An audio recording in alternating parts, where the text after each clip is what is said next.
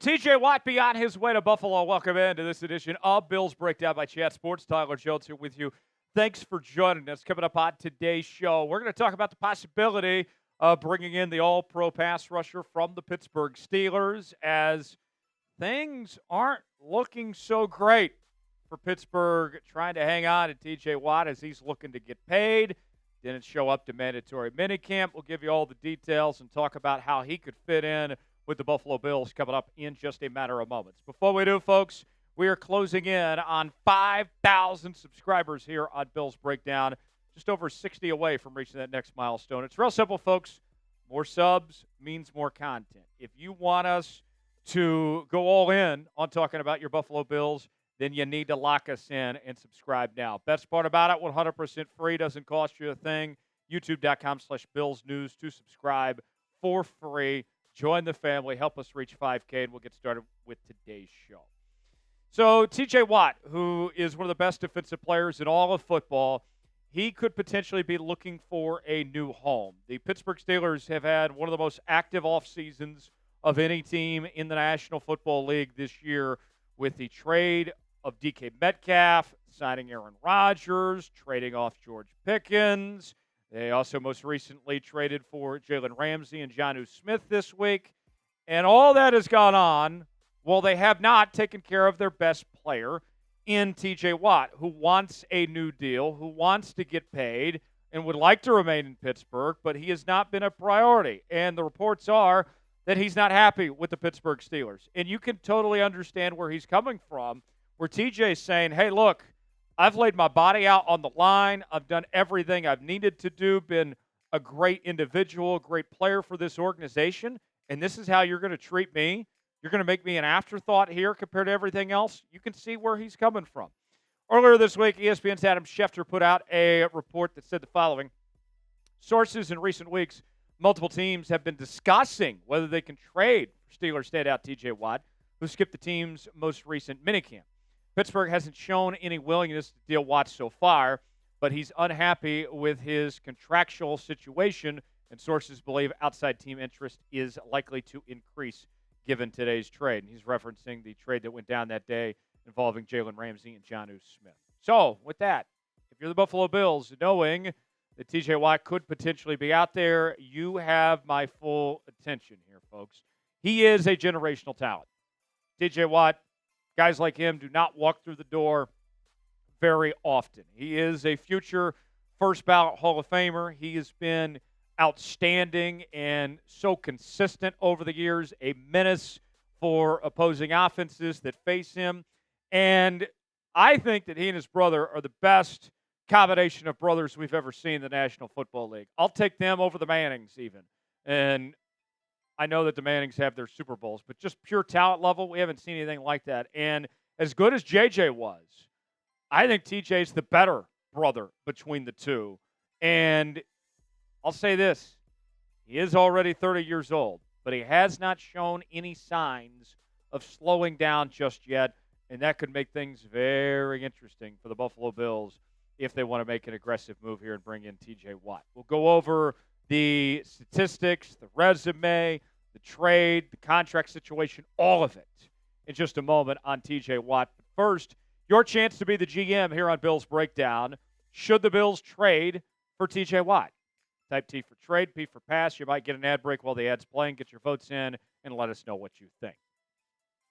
More on TJ Watt. He was the NFL's Defensive Player of the Year in 2021 as he set the record for most sacks in a single season with 22 and a half. A seven-time Pro Bowler as recently as this year in 2024.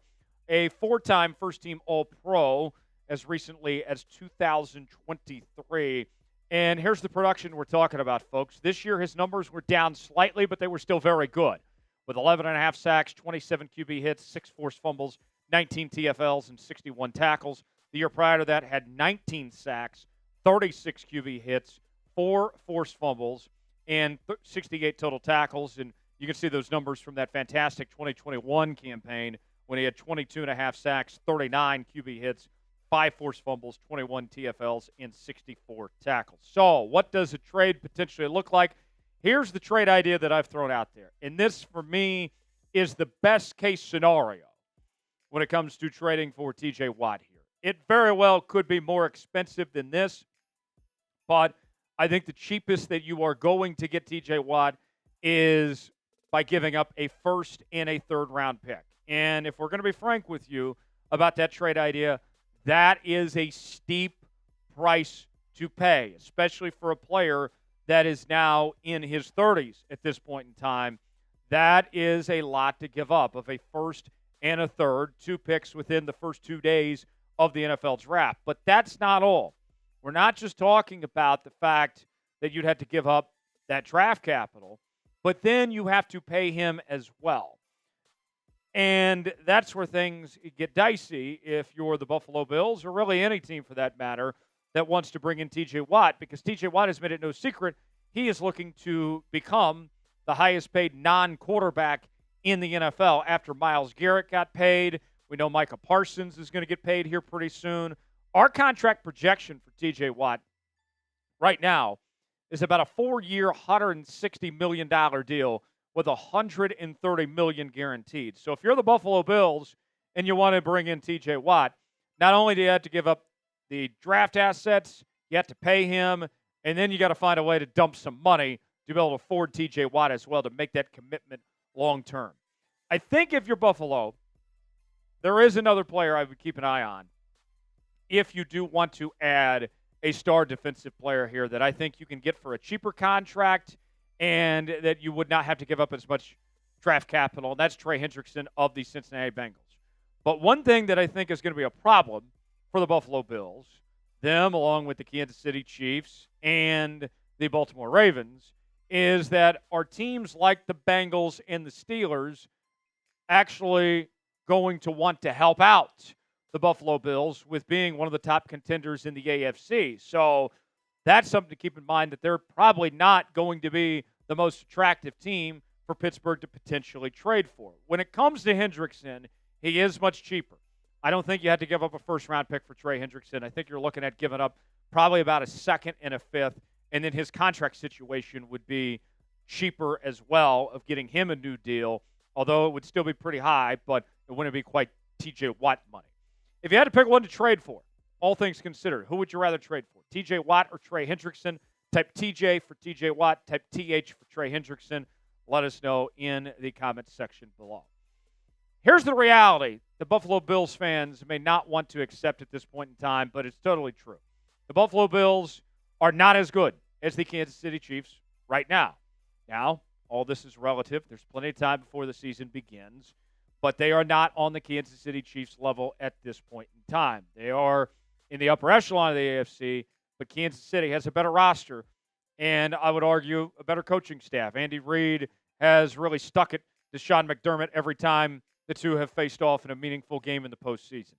I think if you're Buffalo, you need to make one more splash. If you are serious about this year and being a contending team and getting finally past the Kansas City Chiefs, you got to be aggressive. And the defensive side of the ball was the weakness for the Buffalo Bills last year. Maybe it's a splash on the defensive side.